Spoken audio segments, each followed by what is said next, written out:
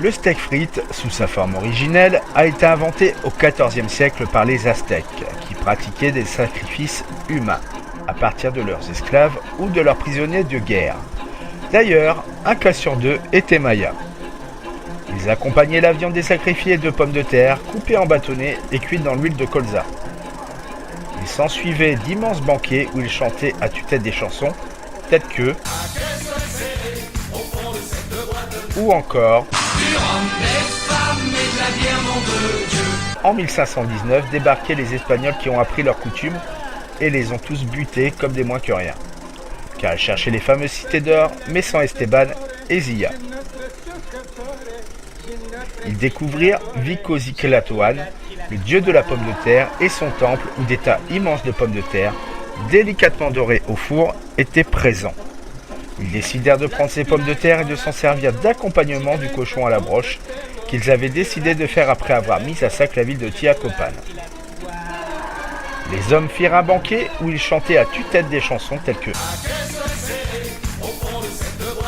ou encore ils ont trouvé ça tellement bon qu'ils ont même remis ça le lendemain, mais avec un veau cuit à la broche.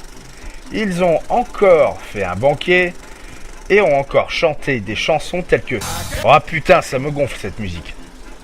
Bref, ils ont trouvé ça tellement excellent qu'ils décidèrent de refaire un banquet. Non, ils décidèrent de ramener leur nouvelle recette en Espagne pour la faire goûter au roi d'Espagne Charles Quint.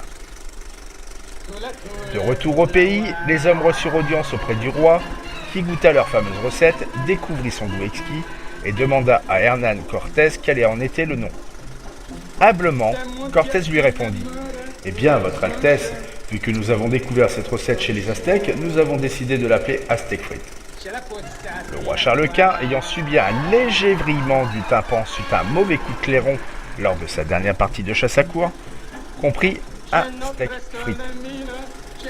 Il répondit donc « Très bien, capitaine, vous serez récompensé, et je déclarerai officiellement que cette recette devra apparaître dans toutes les auberges du royaume d'Espagne. » Le succès de cette recette fut tellement grand qu'elle s'étendit à toutes les auberges du pays, puis dans les pays avoisinants pour devenir le plat vedette de ce qu'on appelle aujourd'hui l'Europe.